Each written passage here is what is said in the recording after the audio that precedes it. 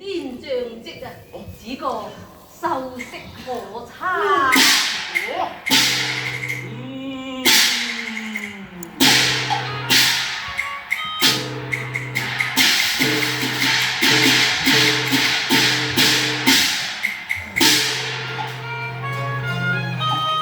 我常在武陵縣，日久都風流慣，微聞花氣知龍淡，能接夫之知命殘。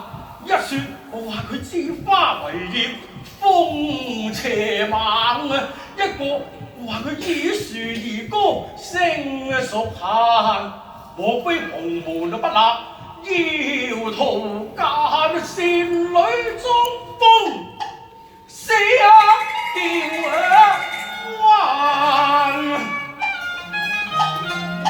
且把彩轎先迎善女回，再用風箏